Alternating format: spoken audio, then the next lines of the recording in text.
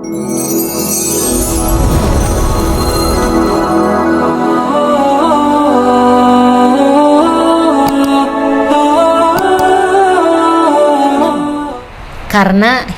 konteks hidayah itu mayyasya teh. Memang Allah yang menghendaki bagi mereka atau bagi hambanya yang ingin berikhtiar untuk menjemput hidayah tersebut. Ya, maka sekali lagi ketika kita meminta kepada Allah tentang hidayah itu, maka mudah-mudahan kita yang hadir di sini bukan hanya teteh-teteh, tapi bapak-bapak yang di samping bunda juga adalah orang-orang pilihan Allah yang kemudian diberikan hidayah sehingga berproses soleh dan soleha. Sholawat dan salam mudah-mudahan senantiasa tercurah limpahkan kepada Habibana wa Nabiyana Khotaman Anbiya, penutup para nabi, uswatun hasanah kita yaitu Nabi Muhammad Sallallahu Alaihi Wasallam.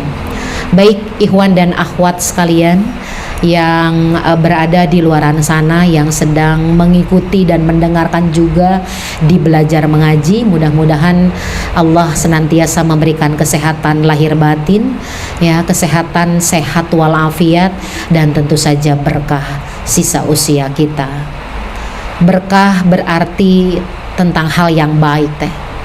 Berkah berarti tadi ya, kebaikan-kebaikan yang terhimpun, sehingga pada hari ini kita akan menyajikan atau membahas tentang Quran surat Al-Furqan ayat 63 sampai nanti di 76. Walaupun teteh-teteh mungkin sudah berpikir ya, maaf sebentar ya, mungkin baik teh, maaf ya, siapa yang tidak ingin dicintai oleh Allah? Pasti apa yang kita lakukan, apa yang kita ucapkan semata-mata karena ingin dicintai oleh Allah. Jika kita ya teh ya, ini bukan membandingkan, ini hanya sekecil lah sebagian dari kata mahabbah, rasa cinta kita kepada seseorang. Sok tehnya pami urang gininya teteh mending keneh di apa dicintai atau mencintai? Oh, langsung dicintai. Kenapa teh? Kenapa? Di apa dicintai. Kenapa sering senang dengan kata dicintai daripada mencintai? Kalau mencintai itu pasti memberikan sesuatu. Kalau dicintai pasti diberikan sesuatu. Begitu? Iya, baik ya teh ya. Dan itu tidak apa-apa ya. Maka hal yang lumrah kalau misalnya kita di dunia itu menginginkan dicintai, tentu dicintai itu akan menjadi ratu ya teh ya. Cenah bunda mencintai mah capek hati cenah gitu. Kalau mencintai itu belum tentu dicintai loh ya. Bener nggak? Aduh, udah jadi cie-cie gitu. oh masya Allah, ada calonnya ya? Oh ada, alhamdulillah. Kita udah akan disegerakan oleh Allah, disegerakan ya. Nah itu jadinya rumput ya. Baik. Baik ya. Berbicara tentang dicintai ya, maka Allah pun menggambarkan teh, kalau teteh ingin dicintai oleh Allah ya kan, dengan manusia mate dicintai itu ada batasnya ya, ada batasnya minimal. Kalau bukan tentang nafsu dengan kematian. Kalau sudah mati meninggal ya, seberapa cintanya dicintai dan mencintai seseorang, jika seseorang itu diambil oleh Allah, udah sampai situ. Ngerwe teh sok geura para bapak kalau sudah menikah kemudian Allah menakdirkan salah satunya meninggal istrinya, itu tidak bilang aku mah mencintaimu anggerwe 3 bulan teh kawin deui teh. Ya begitu ya. Nah dengan alasan apapun, apakah atas nama cinta, tetap itu dunia. Apalagi ini ya, Allah itu tidak ada batasnya teh, tidak ada batasnya ya, sampai teteh akan merasakan kebahagiaan bukan hanya di dunia, tapi insya Allah sampai akhirat. Kalau sudah ngomong berbicara membahas kebahagiaan akhirat, maka apa yang teteh bayangkan? Surga ya teh ya. Iya surga ya. Allah menggambarkan teh, jika teteh ingin dicintai olehnya, oleh Allah Subhanahu wa taala, tentu ada syaratnya. Tentu ada hal-hal yang digambarkan oleh Al-Qur'an. Yuk teh, kita lihat Al-Furqan ayat 63. Ya, ciri orang yang dicintai oleh Allah yang pertama adalah, silakan ada yang mau membacakan ayatnya, silakan. Halo. A'udzu billahi minasyaitonir rajim. Ayat teh. A'udzu billahi minasyaitonir rajim. Sama-sama ya teh ya. Yuk 1 2 3.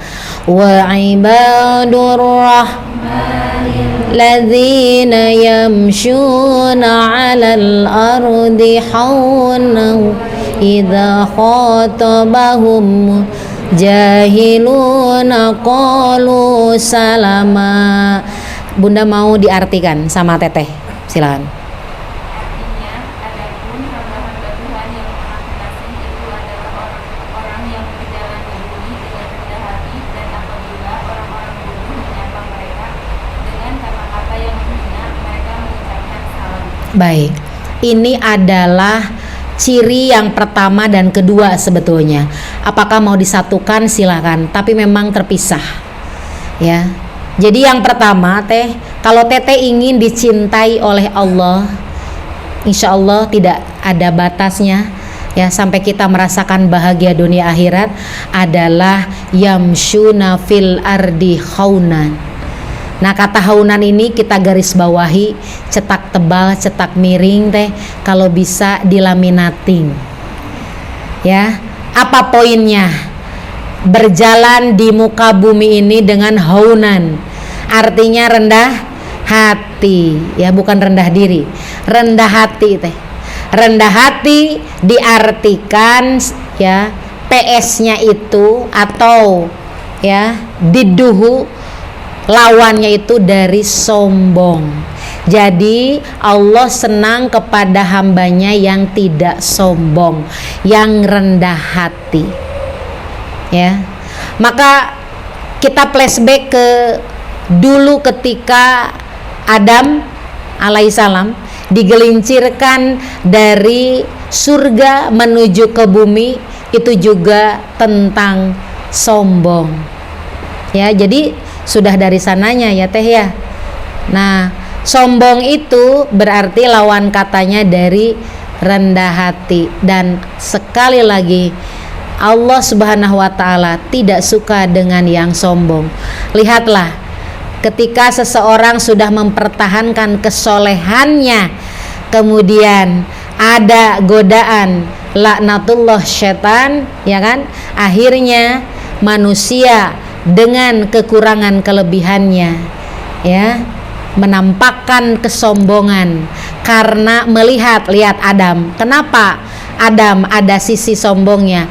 Karena merasa diciptakan lebih mulia dari makhluk yang ada ketika itu, termasuk setan, jin, kemudian malaikat, ya kan? Maka ketika itu ya, ada sombongnya ya, ketika Allah memberikan syarat untuk tidak memakan buah khaldi ya, kemudian ada godaan setan ya, kemudian merendahkan juga kepada setan ya, kemudian ada sifat sombongnya al-kibru, maka itu menjadi alasan kenapa kemudian Adam alaihissalam digelincirkan ke muka bumi ini ya. Maka kata Allah,